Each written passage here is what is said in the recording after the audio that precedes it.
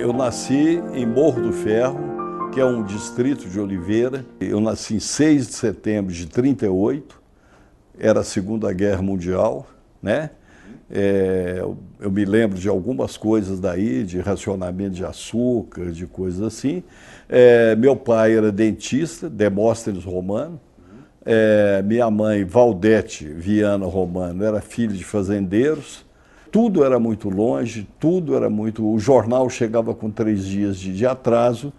Tinha um rádio pelo qual você sabia, assim, né, que o repórter o testemunho ocular da história, ou uma novela, né?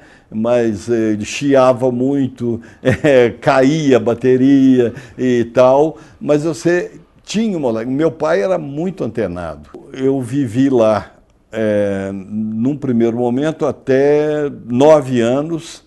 Aí meu pai falou, vocês precisam ter uma experiência de roça, de capinar, de levantar sede, de tirar leite, de tal. Eu estava fazendo o 3º ano de grupo, a família mudou para a roça, uma fazenda a 3 léguas. Meu pai, uma coisa é que ele era um combatente, um Quixote. Então, ele foi contra a ditadura do Getúlio Vargas, ele foi espancado, ele foi interrogado inúmeras vezes, recebeu ameaças e tal. Já tinha caído o Getúlio, já tinha tido eleição. É como se a vida tivesse perdido a graça.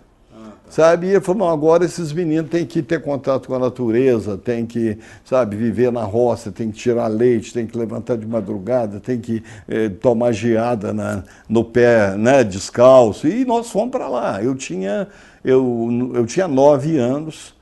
Nós fomos para lá e foi uma experiência incrível, porque a gente nasceu em contato com a natureza, mas morar na roça é outra história. Esse ano eu parei de estudar. Então, no ano seguinte, que é 49, a minha tia, que é a minha madrinha de batismo, de São João del Rei, me chamou para morar com ela para eu não parar de estudar. Então, eu fui morar em São João del Rei, no grupo João dos Santos. Um diferencial da minha casa, da minha família, é que meu pai assinava um jornal do Rio de Janeiro, tá?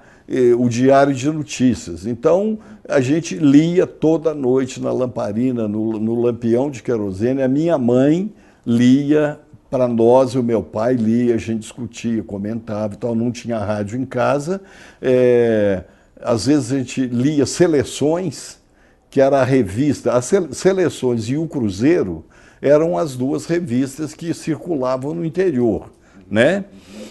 Mas o jornal a gente lia, e também Chácaras e Quintais, era uma revista que o povo da roça acompanhava muito. Eu fiz 11 anos em São João del Rei. É uma primeira experiência urbana, né?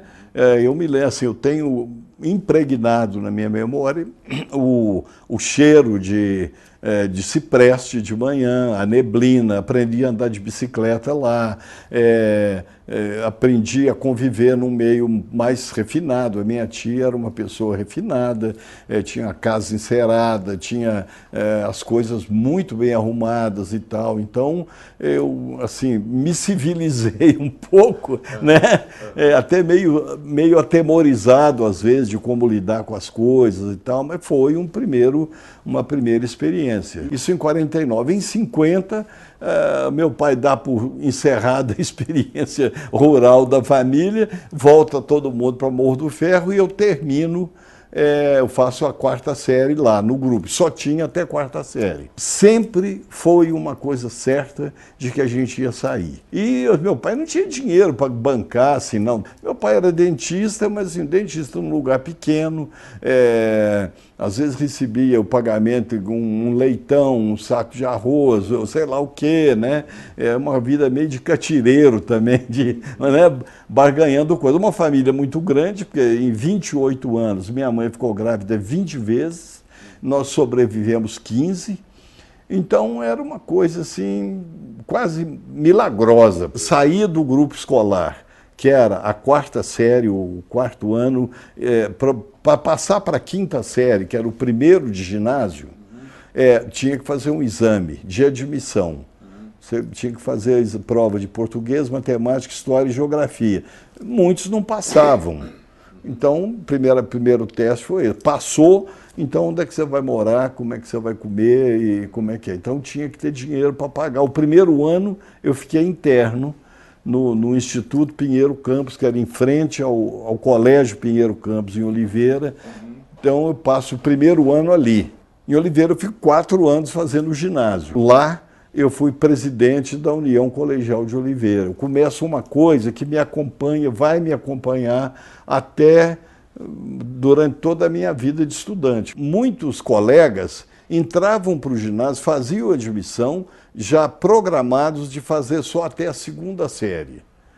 Porque eram filhos de fazendeiros que não iam ser doutores, não iam fazer curso superior e que, portanto, na 2ª série, até na 2ª série, ele aprendia juros, proporção, regra de 3, as coisas necessárias para fazer negócio, para comprar, para vender, e não precisava mais. E fazer o ginásio era uma coisa tão importante que, feito o ginásio, nós tivemos uma semana de bailes e de festas, assim, na cidade, em fazendas vizinhas e tal. Era uma coisa memorável, que muita gente não ia além do ginásio e estava bom demais. No ginásio, com o ginásio daquele tempo, a pessoa arrumava um emprego, ela tinha uma posição no mercado e na sociedade. Essa mesma tia com quem eu morei em São João del Rei, o marido dela era dentista. Na verdade, ele me deu um chão, um teto, um abrigo, mas assim, era certo que eu tinha que me virar, né? Ação Católica, a coisa era a seguinte, tinha uma influência do padre Lebré, um francês, que era economia e humanismo, né? Então começa o papel social da igreja, a doutrina social da igreja estava assim, muito em voga, e aparece uma figura em Belo Horizonte, um dominicano, Frei Mateus Rocha, que depois foi provincial no Brasil todo, foi reitor da Universidade de Brasília. Ele era um recém-chegado de um curso de teologia na França, que fumava cigarro Lincoln e conversava sobre qualquer coisa com os adolescentes. Era um homem carismático. Então, por exemplo, nesse grupo tinha, por exemplo, na minha sala do Colégio Estadual, o Vinícius Caldeira Brant, que veio a ser presidente da UNE. O Betinho Herbert José de Souza era a grande figura da minha geração, né? Uma pessoa que venceu a morte, que teve tuberculose no momento que não tinha cura e por aí vai, né? O Enfio era o Henriquinho ainda, não era o Enfio, né? Eu conheci como Henriquinho, né? E nós tínhamos, assim, um ideal, digamos, de contribuir para melhorar a vida das pessoas. E depois a gente foi para a Ação Popular, na JU, que já se criou a Ação Popular AP, né? Que, bom, eu tive no limite de muitas coisas por aí. Olavo quer dizer sobrevivente. E eu acho que eu sou mesmo, entendeu? Dou graças a Deus por isso. Mas, afinal, eu queria participar das coisas, queria dar a minha contribuição, mas eu tinha que me manter no primeiro momento possível. Então, eu dava aula particular, dava aula para menino que estava fazendo admissão, fazia todos os concursos possíveis, até que eu passei num concurso para perito criminal da Polícia Técnica. Então, nesse momento, eu estou entrando para a Faculdade de Direito e começando a trabalhar como perito criminal. Eu não me sentia como advogado, porque a rotina do direito era uma coisa que não me seduzia. E eu pensei assim, olha, eu gosto de dar aula, e gosto de estudar línguas. Então eu fui estudar inglês também, em paralelo. O direito eu fiz de 60 a 64, na Católica. Como eu vim da política, estava na política estudantil, o primeiro emprego meu, antes de ser perito, foi no PDC, Partido Democrata Cristão. Eu entrei lá como boy e datilógrafo. Foi o meu primeiro trabalho. E acabei entrando para o Diretório Municipal. Depois fundou-se a Juventude Democrata Cristã, JDC. Eu fui para a Assembleia Nacional Constituinte e voltei como fundador da JDC em Minas. Então, fui o primeiro presidente da JDC, depois eu fui para o Diretório Estadual do PDC.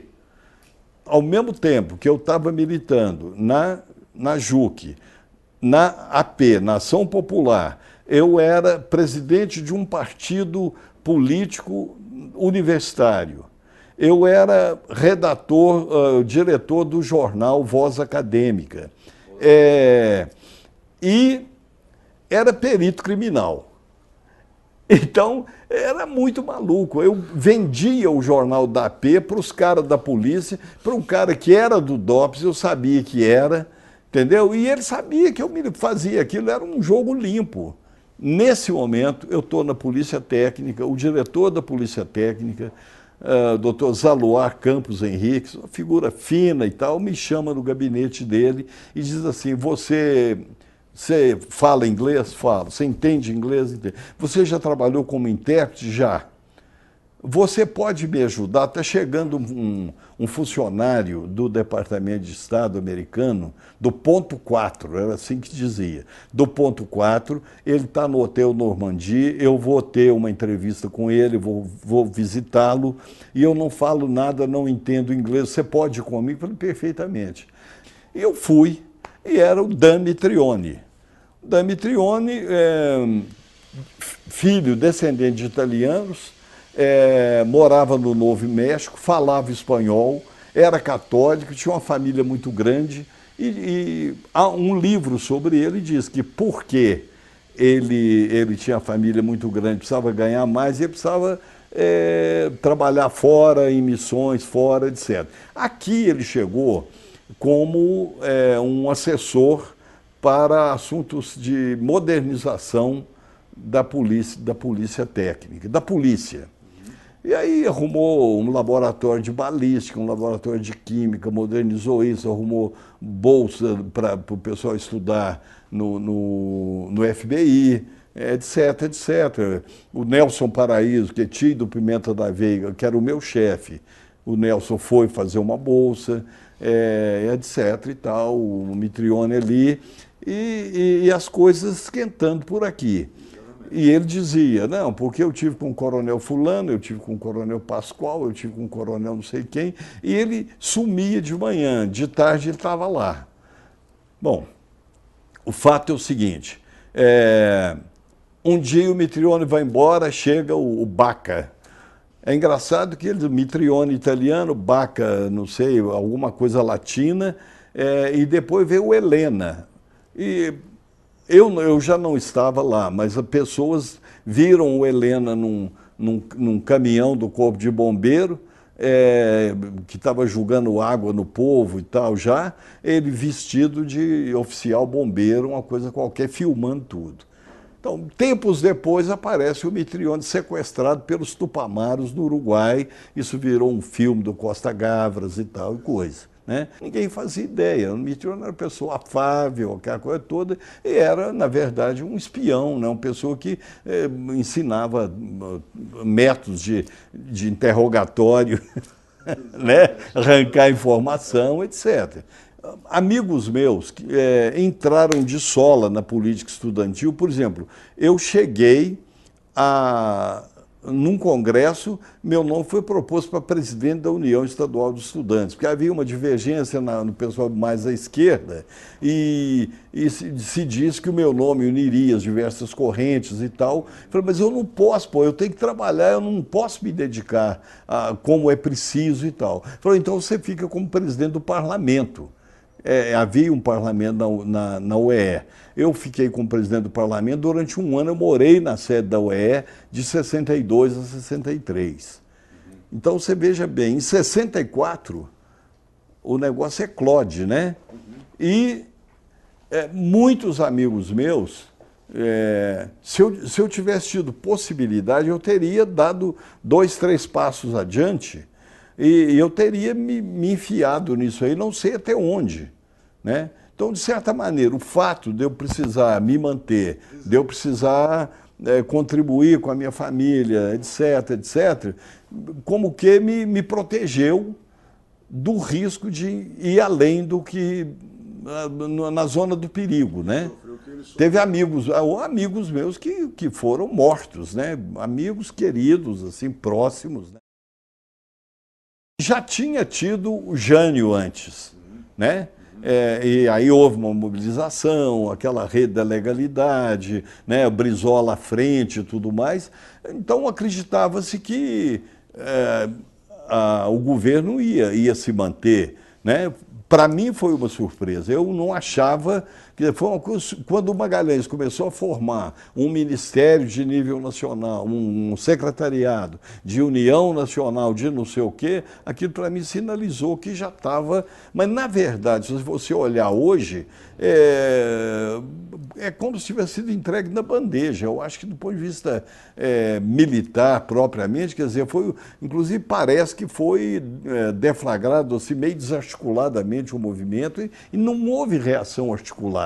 Quando eu me formo, um colega meu, o Rodolfo, que era parente da esposa do professor Paulo Neves de Carvalho, sai da Polícia Técnica e vai trabalhar na Secretaria de Administração. Há um movimento de reforma administrativa, etc. Então, eu fui requisitado. Em 65, eu fui para a Secretaria de Administração. Então, aí eu começo um outro momento de trabalhar no Instituto de Administração Pública, INAP, que fazia recrutamento, seleção, treinamento, racionalização administrativa, etc. É um outro mundo. Havia concurso para todo o serviço público, para todas as categorias. E eu comecei a entrar naquilo e um dia o professor Paulo Neves, que eu já conhecia, da casa desse colega meu, onde eu morei depois também, tinha morado, o professor Paulo Neves, que era secretário, dava aula nos cursos de chefia para funcionário público. Ele era assim, uma pessoa muito ativa, mas estava exausto. Um dia ele pôs a mão no meu ombro, falou, 10 horas da noite, falou, você precisa me ajudar, eu não aguento, não dou conta. Ele ia para o mimeógrafo, rodava, fazia de tudo. Eu falei, mas como, professor? Você tem que assumir uma turma dessa para mim. Mas eu não sei nada disso, eu estudei direito administrativo, mas administração é outra coisa. Ele falou, não, quinta-feira você vai na casa da Glaura, que era a subsecretária, Glaura Vastos de Miranda, que fez carreira universitária, tá, uma pessoa também muito, muito importante aí nessa época. E me deu um livro de Taylor, de Fayol, dessas coisas de administração, e falou para mim, eu vou fazer de você um professor de administração do Carbureto. Carbureto, o que quer ser? Amadurece a força, né? 3 meses depois eu estava dando aula de administração, pouco depois eu estava indo para a Fundação Getúlio Vargas fazer um curso intensivo de administração. Aí eu volto, sou nomeado para diretor do INAP, Instituto de Administração Pública. Fico algum tempo, depois vou para a Ultramig, Universidade do Trabalho de Minas Gerais, como superintendente administrativo. O Israel aqui e o Negrão de Lima na Guanabara, que era a fusão do Rio, né, da Guanabara, eram contra o governo militar, se elegeram pela oposição. Então, houve uma coisa muito sábia no governo do Israel. Não tendo muito dinheiro, não tendo apoio político, etc., o governo dele se voltou para fazer preparar Minas Gerais para um novo salto. Então você tem um diagnóstico da economia mineira, né? O Fernando Reis coordenando uma equipe, são chamados os profetas da catástrofe, né? E você tem a criação da Fundação João Pinheiro, do Banco de Desenvolvimento, do Índia, esses órgãos todos de pesquisa que tornariam possível o salto da industrialização que veio no governo Rondon logo depois, né? Então, nesse contexto, faz-se um convênio entre a Secretaria da Administração, nessa perspectiva de modernização, a Universidade Federal de Minas Gerais e O ETRA é o antecessor da Prodenge. Chamava Escritório Técnico de Racionalização Administrativa. E a Fundação Getúlio Vargas. A ideia era fazer um grande plano de modernização do Estado, com diagnóstico de todos os setores, com preparação de pessoal e com treinamento, não só operacional, mas comportamental também, etc, etc. Isso é 69. Aí eu era professor de administração na Católica. Antes da PUC, falava-se Universidade Católica. Eu fui aluno lá, eu tinha feito esse curso intensivo e mexia na área, comecei a dar aula na Escola de Serviço Social da Católica e tal. E vou para o Rio fazer um mestrado na Fundação Getúlio Vargas. Então, isso, eu fico 1 ano e meio lá. Logo é o governo Rondon. Está terminando Israel Pinheiro, está começando Rondon Pacheco. Monta-se um esquema de sistemas operacionais, que é o que é? Havia dezenas de órgãos da administração estadual dispersos, desconexos, desarticulados. Então foram criados chamados sistemas operacionais. Então, todos os órgãos de um setor foram reunidos, tendo como cabeça a secretaria, uma assessoria de planejamento e coordenação que tinha um olhar sobre todo o sistema, sobre as interações, sobre o uso de recursos, sobre tudo isso. E, então eu passo a trabalhar nisso, trabalho junto com a educação, um pouco com a saúde também, e a gente circulava assim, isso me dá uma visão da administração. E eu trabalhava também em treinamento. Em 71, eu fui convidado pelo Dr. Caio Benjamin Dias para trabalhar com ele na Secretaria de Educação. Aí eu vou para lá para chefiar uma assessoria de planejamento e coordenação. Até então, há um volume grande de recursos da educação, não sei hoje como é que é, mas era a cota do salário educação, quer dizer, tudo na folha de pagamento dos empregados a um percentual do salário educação, que em geral, até então, ficava com o Conselho Estadual de Educação. A Secretaria chama a si esse trabalho, essa competência, mas ninguém nunca tinha feito isso. É uma coisa nova, uma sistemática nova, dentro de uma nova lei, que foi promulgada exatamente em 71, que muda a estrutura do ensino, muda o financiamento, muda tudo. Nós passamos um feriado de 7 de setembro imersos, lendo esses formulários, recebendo aula do pessoal do MEC para aprender como é que você cumpria as exigências de programação para o Ministério liberar dinheiro, etc. Na secretaria eu fico 8 anos, de 71 a 79. Lá eu fico uma parte do tempo como chefe da assessoria de planejamento e coordenação. Eu fui fazer um curso no Banco Mundial de programas e projetos de educação. Quando eu volto, está o novo secretário, mas eu me dava bem com ele. Eu fiquei numa gerência de programas e projetos, que tinha como objetivo propor financiamento do Banco Mundial, do BID, não sei o quê, ensino técnico, ele era muito voltado. Quando veio a reforma do ensino, uma das coisas era novas atribuições para as prefeituras, né? E então a equipe da secretaria, uma das atribuições era articular planos municipais de educação.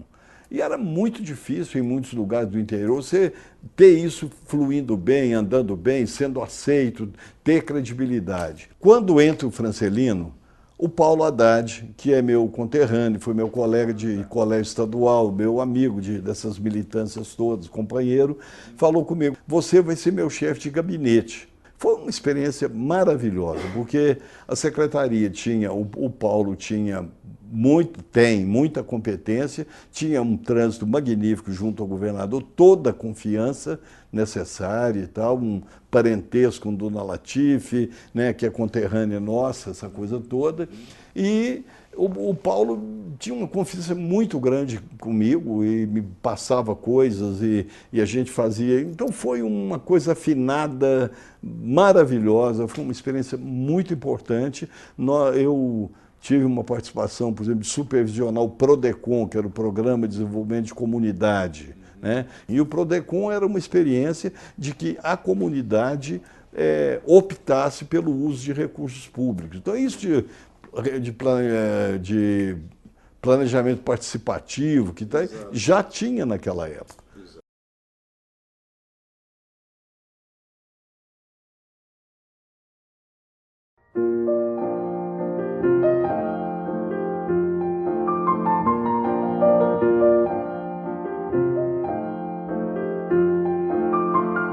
Na verdade, eu tinha feito tentativas muito esparsas na década de 60, no Diário de Minas, no Estado de Minas, mas sem continuidade. Em 78, quando eu estava na Secretaria da Educação, eu fui fazer eu sempre fui meio jacu em festa de Inhambu, sabe? Ou seja, entrei num grupo de psicólogos que trabalhava com educação e fui parar nos Estados Unidos, no Instituto Carcuf. O Carcuf era um educador, um psicólogo que chamava relacionamento de ajuda.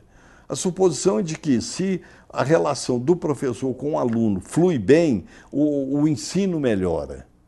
Tá? E então ele tinha uma metodologia, uma tecnologia de educação. Eu fui para lá, fiquei lá um mês e foi uma imersão profunda, uma reflexão sobre as coisas todas e tal. E eu falei, pô, eu até hoje não fiz nada do meu projeto pessoal, que é escrever. Eu tinha um projeto de escrever um grande romance sobre Minas, tenho ainda. Mas como eu nunca tinha escrito nada, eu não saí do lugar. Esse momento de reflexão me faz ver o caminho de contar caso e de escrever caso. Então, ao mesmo tempo, a televisão chega em Morro do Ferro, né? E eu vejo que aquilo ali, os velhos morrendo, os jovens saindo e a televisão chegando, ia acabar a memória ali. Eu fui para lá e fiz assim, um apanhado das melhores histórias de Morro do Ferro, e comecei a escrever. O primeiro texto que eu escrevi, o melhor que eu tinha, deu 8 linhas. No dia seguinte eu sentei de novo, escrevi 12 linhas, no outro dia escrevi 20. Durante um ano eu escrevi todo dia. Eu anotava em uma linha o desfecho do caso. Uma frase que resumisse o caso, uma frase. Eu chamava de caso, porque na linguagem oral mineira é um contador de caso, ou de causo, né? Como se fala, meio enchendo a boca, né? Era rápido, era 40 linhas, 45 linhas, que era o tamanho que eu tinha no jornal. É uma história rápida sempre, acabando de uma forma ou surpreendente, ou engraçada, ou alguma coisa assim. Nada completamente verdadeiro, nem completamente inventado.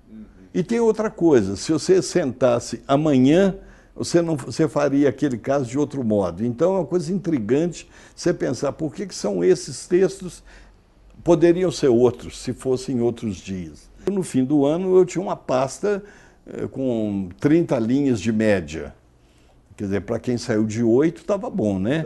E aí comecei a publicar. O Geraldo Magalhães, do Segundo Caderno do Estado de Minas, me chamou. Durante 8 anos eu publiquei um caso por semana no Estado de Minas.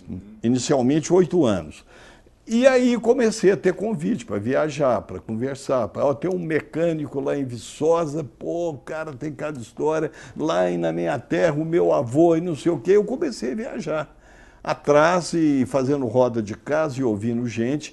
Em 81, eu conheci o Fernando Gasparian, que era um ex-deputado, né, era um militante da imprensa aí mais do movimento, daqueles jornais, né? Ele era o dono da Paz e Terra, da editora Paz e Terra.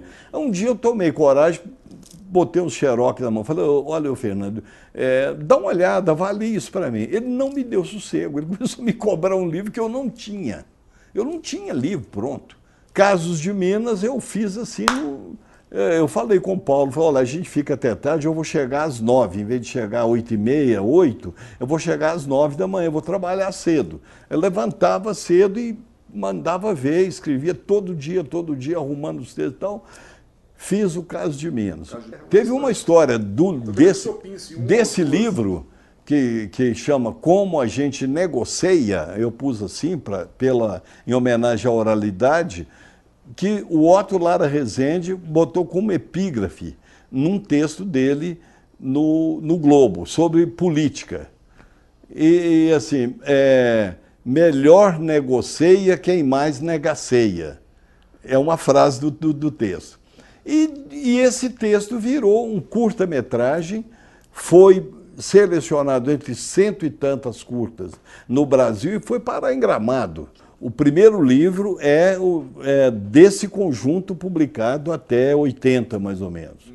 Eu ia te contar do lançamento, que foi uma coisa... Quando eu cheguei no Museu Mineiro, tinha uma fila enorme. Eu falei, pô, eu pensei assim, eu vou lá, autografo meia dúzia de livros, Fernando Gasparian veio. Rapaz, eu vendi 560 livros naquela noite. Eu tinha um círculo de relacionamento bastante amplo. Quando eu olho as fotos, tem um punhado de deputado, tem secretário de Estado, tem funcionário público, tem amigo meu de tudo quanto é lugar. Esgotou uma edição em 3 meses. Foi uma coisa assim espantosa, sabe? E assim, me deu a certeza de que aquilo de que eu falava ecoava. Ou seja, um amigo meu, colega de um advogado, falou assim, tem muito mais capial na cidade do que a gente imagina, né?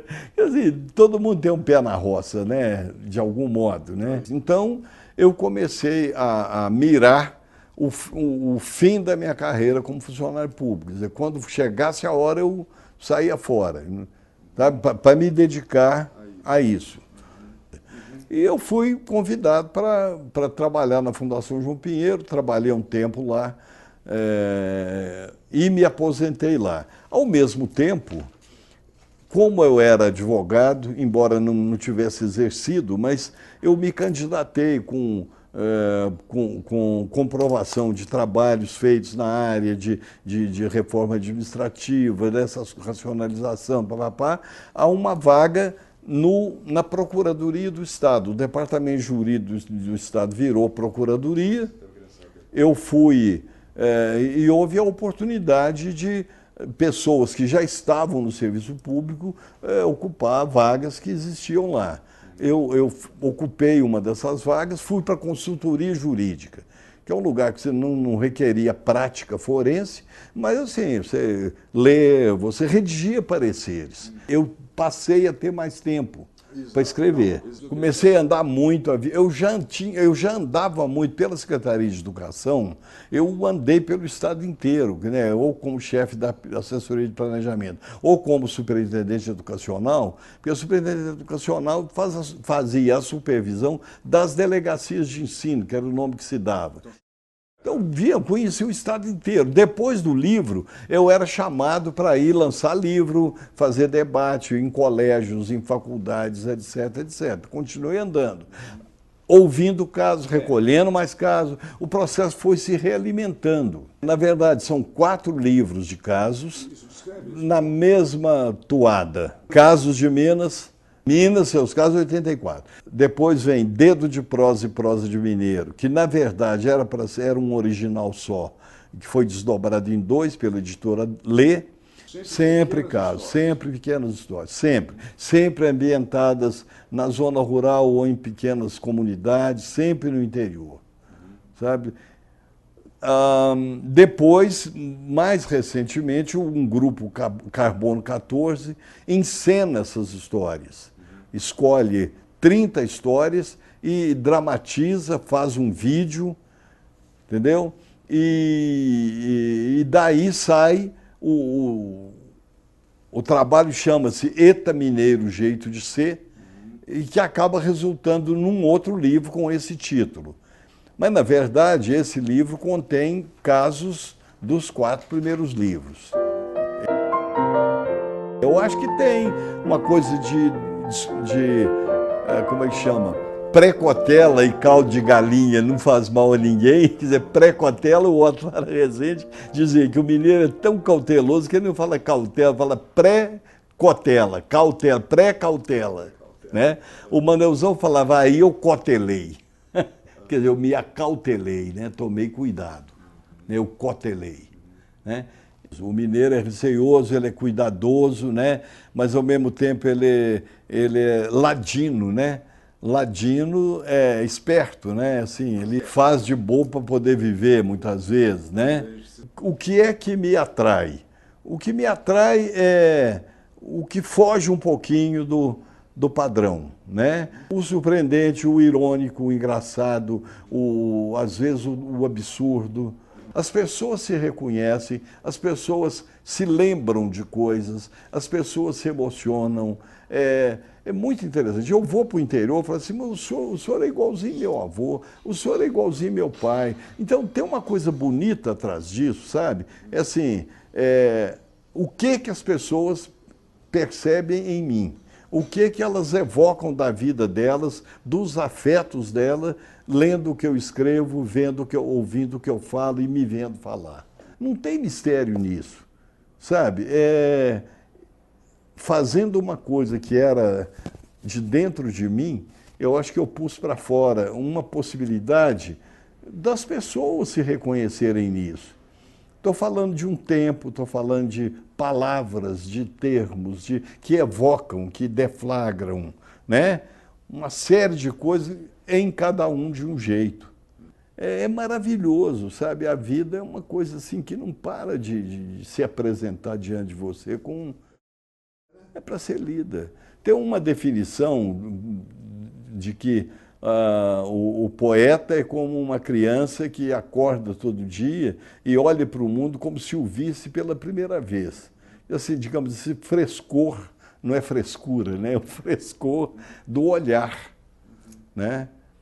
Para você apreender o que está por aí. Agora, isso supõe que você esteja minimamente resolvido, que você não esteja muito voltado para o seu umbigo, que você, né? E que você possa interagir com a vida que está na sua frente. As fazendas que eu conheci na minha infância estão com antena parabólica, com telefone celular, com tudo mais.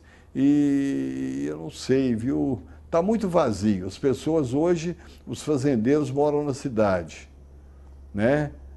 Mas o interior é das pessoas, né? Eu acho que é isso aqui, aí que está, né?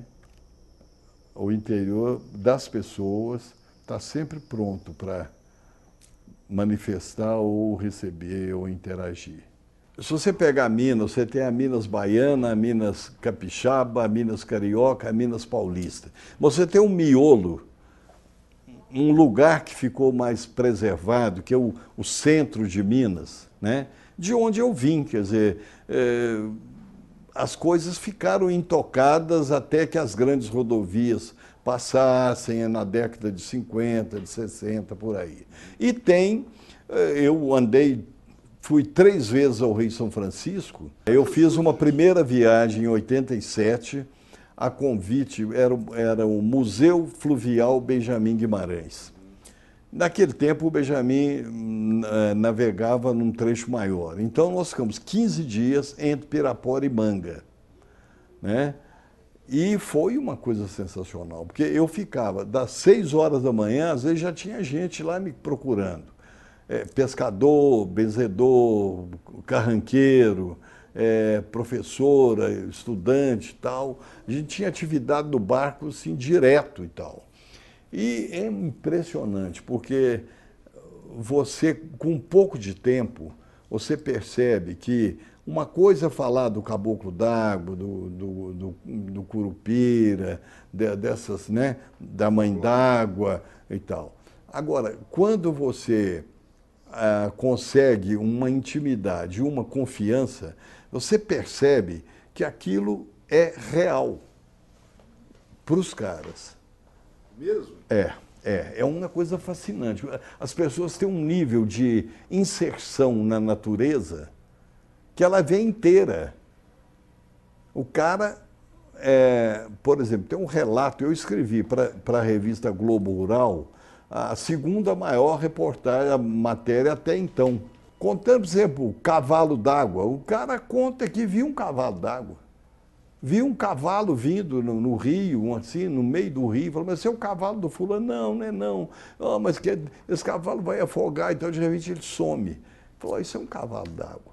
Ou então o caboclo d'água. O caboclo d'água, ele chama caboclo d'água, depois ele chama nego d'água, e depois ele chama compadre. Ou seja, ele vai ganhando intimidade. Na Bahia, em Pirapora, você custa ter uma história. E quando você tem... Não se fala. Não sei. Aí fala, não, tem uma senhora que conta. A senhora é baiana, ela não é de Pirapora.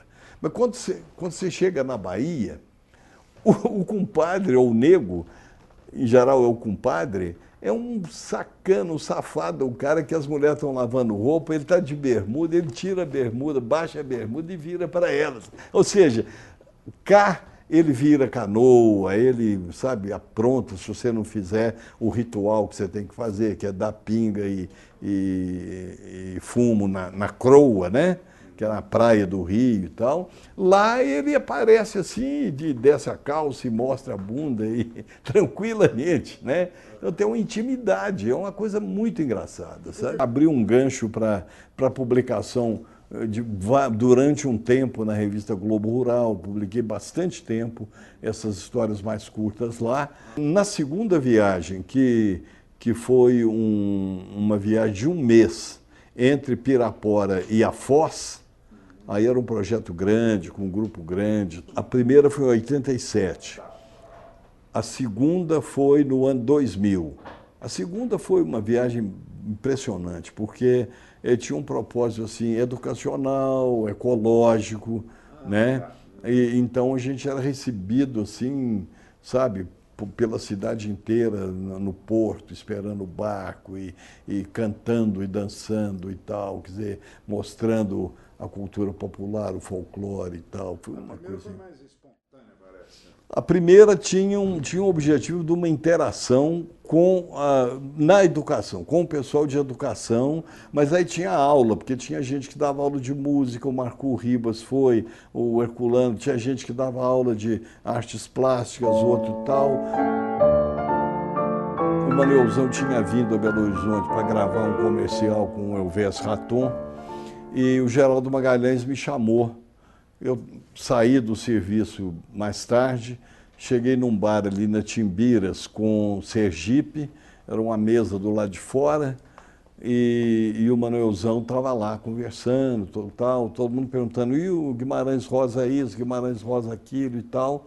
E eu fiquei de frente a ele, e aí eu fiquei pensando nele, na figura dele, e falei assim, Manuelzão, onde é que você nasceu? Nasci em Dom Silvério. Como é que você foi parar na beira do São Francisco?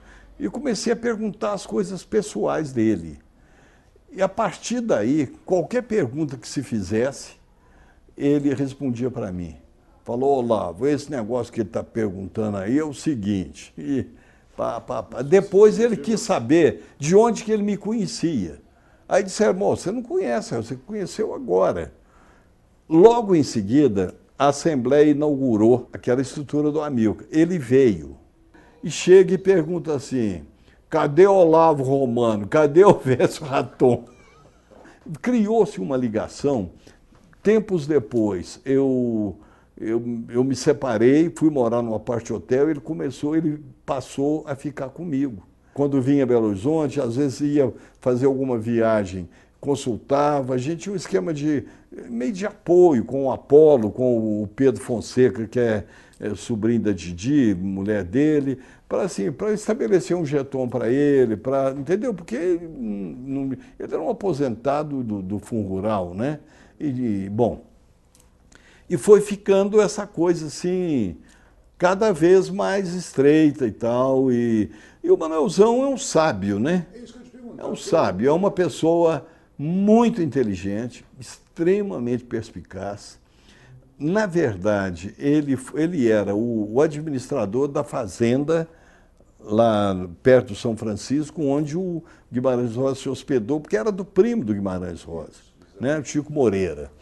Mas o Manuelzão, que cuidava de muitas coisas, chegou a ter 1000 cabeças de gado lá, tinha muito empregado. Ele não podia ele próprio cuidar, a verdade é essa, né, daquele do doutor João, né, o doutor João, o João Rosa. E ele botou o Zito, que era mais novo, quase um menino, para cuidar. O Zito ficou por conta, né? Tanto que tem um prefácio de Tutameia, que é o nome, tem lá o nome das vacas que o Zito passou, não sei se você já leu isso, Terceiras Histórias ou Tutameia, num caderno Avante, que tinha um soldado na frente, um expedicionário na capa, ali, num caderno daquele, o Zito escreveu o nome de vaca, etc, etc. E quando o Guimarães Rosa falou que ia acompanhar a boiada, né, aquela boiada famosa que o Eugênio Silva fotografou a viagem, ele falou, mas o senhor vai mesmo fazer aquilo, doutor? Mas isso é um navio de problemas. É uma coisa mais fantástica, assim, no meio do sertão, o cara fala que o cara está entrando num navio de problemas. A ideia que você faz do navio, né, coisa assim espantosa. Mas, então eu passei a chamar o Manuelzão para viajar comigo, sempre que podia. A Vale, uma época, fez um circuito na região de fez Mariana, Ipatinga, não sei, vários lugares. Ele foi comigo, tem aí uma foto, né, disso, e era sempre um encantamento, sabe? Ele era muito inteligente, muito sedutor, mas foi uma história bonita. O Manuelzão teve 4 velórios. Coisa assim espantosa. Teve um velório aqui na Escola de Medicina, que o Apolo organizou. Nós fomos com ele, para Costisburgo. Teve um velório. Chegou lá o Juca Bananeira, né, que tinha uma pinimba com ele, porque quem que era mais amigo do Guimarães Rosa, tal. E veio o Juca Bananeira na cadeira de roda. Eu falei assim, veio despedir do amigo? Ele falou, não, vim cobrar uma aposta. Né? Depois teve um velório em Três Marias, depois teve um velório em André-Quixé. E assim, com uma coisa magnífica, com berrante, com cavaleiro e tal, sabe? Eu comecei ouvindo e escrevendo. Aí um dia, uma professora de Ouro Preto, que tinha um trabalho com as repúblicas, estava preocupada com o problema de droga, falou assim, olha, a gente pediu o pessoal para fazer opções de programas recreativos, culturais e tal, e o pessoal pediu para você ir lá contar história numa república, contar casos. Eu falei, eu nunca contei. Não, mas vai e tal, você não pode decepcionar, frustrar o pessoal. Falei, tá bom, arruma uma pessoa que toque violão, arruma uma cachaçinha que eu vou. E fiz eu falei, como é que eu vou fazer isso? Falei, pô, vou fazer igual fazia nos serões da minha infância. E o que eu vi fazer nas fazendas, dos serões do interior, um conto, outro conto, foi muito interessante.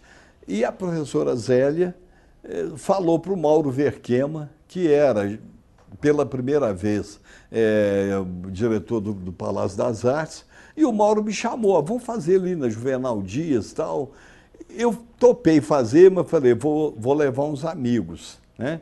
Falei, você quando vai fazer uma fogueira, você leva uns gravetos e tal, para, né, pegar fogo fácil. Chamei alguns amigos que tinham casos bons para contar e fizemos uma roda e tal. Aí chega o Leonel da Mata, da TV Itacolomi, e falou, eu vim cá gravar, mas eu estou com pouco tempo, você conta rápido, eu vou fazer uma tomada e eu preciso ir embora. Eu resumi um caso, ele gravou e saiu com o pessoal dele, mas não foi embora, ficou lá assim. Eu falei, ué, deve ter falhado a gravação, alguma coisa. Aí ele tá lá. De repente, ele levantou a mão, falei, ô Leonel, obrigado, cara, legal, obrigado e tal. Ele falou, não, eu posso contar um caso? Aí esqueceu a pauta dele e veio e contou um caso que eu publiquei no Minas dos Seus Casos. Aí eu falei, gente, eu posso fazer isso? Né? Por que não? Se as pessoas me contam, eu posso contar para as pessoas. E virou isso. Depois eu me associei ao grupo da Gislene Matos, fiz curso com ela e tal. Ela é contadora de história, né? Numa linha assim sofisticada e tal. Depois veio a letria, né? a Rosana Montalverne, que tinha um trabalho no tribunal, eu andei participando de várias maneiras lá. Acabou que nós criamos um grupo que chama Expresso Menino, com I, sabe? Que era o nome de um jumentinho que foi criado na mamadeira, lá em Araçuaí. Eu gosto de contar interagindo, quer dizer, botar as pessoas na roda. Então você conta 5, 10 minutos, e aí o pessoal, em geral, acontece assim, você conta. Quando o pessoal está animando, fala... Aí fala assim, agora eu vou contar um de verdade. Quer dizer, tudo que você está contando é mentira, agora eu vou contar um de verdade. O Henrique Mateus, que tem uma foto dele ali, que é um benzedor, fazia chá e tal, é um ator, né? Ele começava a contar a história e transfigurava. Ele é de onde? Num lugar perto de Morro do Ferro, chamado Quebra-Cangalha. Eu saía daqui, lá não chega carro na porta, eu deixava o carro no alto e ia a pé. Uma vez eu fui lá com o Ronaldo Simões Coelho e com a menina dele, o Ronaldo é médico, né? E o Ronaldo falou, o Henrique é a prova de que contar a história faz bem para a saúde. Que nós chegamos lá, ele estava numa apneia, numa falta de ar assim miserável, né? Mal conseguia falar. Aí começou a contar a história, foi contando a história. Era uma vez uma princesa que era não sei o quê, e ppp, e papapá, e de repente estava rindo e incorporou a princesa e acabou a doença, né? Fazia de tudo. Aí a princesa respirava e bufava. E aí ia fazendo tudo quanto era barulho, tudo quanto era... Assim, mas era uma princesa, era uma princesa que o senhor precisava ver. Mas uma boniteza. Eu falei assim, mas como é que ela era? Uai, sobrancelha pareada, grossa. E os lábios grossos, buço de barba. Então você vai compondo a maravilha e cabelo comprido batendo o carcanhar. É um monstro, mas não faz mal, né? Para ele é coisa... Mas ele contava história de Shakespeare, assim, na tradição oral, porque essas grandes obras, praticamente todas, elas trabalham com a tradição oral. Exato. E ela continua aí, viva até hoje, né? Muitas histórias que você encontra não só mitos, né, correntes e tal, mas também clássicos da literatura contados e incorporados em figuras né? Então a história do bobo, por exemplo, o bobo da corte, está cheio de bobo, que de bobo não tem nada, né? O herói popular, né? Que passa por 1000 peripécias e tal, e até chegar lá né? Isso está em todas as histórias, né? Então essa tradição oral é muito rica. Agora é impressionante que isso está revivendo. Quer dizer, hoje você tem curso de contação, que é assim que se convencionou chamar, de contação de história, e tem grupos profissionais, muitos grupos. Em Divinópolis tem um núcleo grande, formado pela Gislene. Você tem os Miguelim, né? da Dora Guimarães e da Elisa.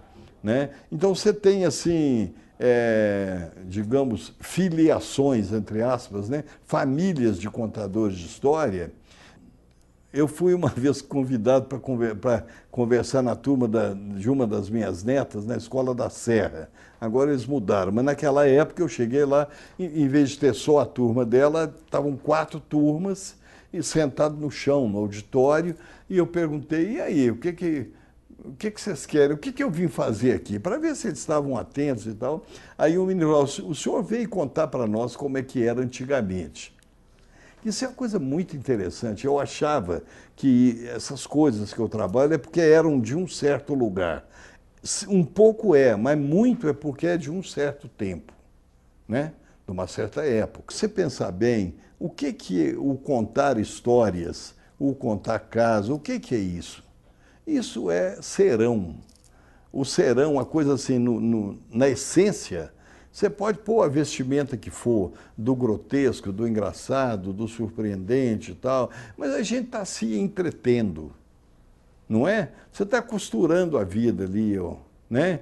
Um olhando para a cara do outro, que é coisa que raramente se faz, né? Você está dando colo a alguém, está recebendo colo de alguém, você está rememorando uma coisa muito antiga, que é quentar fogo, que é fazer serão na cozinha, está, digamos assim, revigorando a intimidade. É uma coisa absolutamente essencial, uma coisa da qual todos nós precisamos. Então, talvez pudesse dizer que quanto mais parece que vai acabar, mais é necessário. Porque se parece que vai acabar, é porque está árido, está indo para um mundo impessoal demais, um mundo de pressa demais, de correria demais, de impessoalidade, etc. e tal, né? Dá ouvido a quem não tem, né? Uma vez eu participei de uma coisa no Triângulo Mineiro, um trabalho com professoras e tal, que eu propus que trouxesse os contadores de história do lugar. Né? E vieram pessoas interessantíssimas. Toda cidade tem.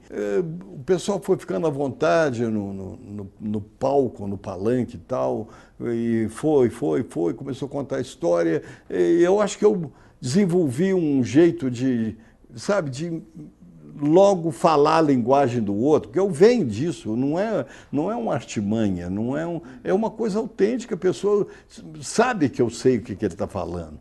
Sabe, e ele sim, e vai, e a coisa vai, e virou uma coisa muito bonita, a pessoa se colocou e tal, e era uma pessoa pobre, humilde, falava errado. Aí, a hora que acabou, ele falou assim: ô moço, nunca pensei que eu ia ensinar alguma coisa para as professoras. Né? E tem, pô, quem não pode ensinar alguma coisa, ou quem não pode aprender alguma coisa, né? Um dia, quando eu estava fazendo um curso no Banco Mundial, tinha um professor canadense, sabia que eu gostava dessas coisas, ele me chamou no canto um dia e falou assim: você já notou que não há analfabeto oral? Que é uma coisa assim paradoxal e maravilhosa ao mesmo tempo, né? Ou seja, a sabedoria não é privilégio de quem sabe ler e escrever, né? Eu sempre fiz o que eu não sabia fazer, sabe? Eu acho que eu me renovo fazendo isso. E eu quero dizer, antes que termine o programa, que essa oportunidade que vocês estão me dando, eu estou sintetizando um tempo não, estou sintetizando a minha vida até esse momento. E é como se, fazendo isso, eu me liberasse para ir para qualquer lugar depois, entendeu? Então, assim, eu estou vivendo, nesse momento, um sentimento de gratidão muito grande, porque de onde eu vim, por onde eu passei, eu recebi muita ajuda, eu recebi muita inspiração, recebi muita força, e hoje eu tenho o privilégio de estar num lugar de conforto, num lugar de alegria, num lugar de paz interior, sabe? E pronto para viver a vida da melhor maneira que ela vier, sabe? Sem medo, sem culpa, sem problema nenhum, tá assim? Então, eu acho que assim é que vem.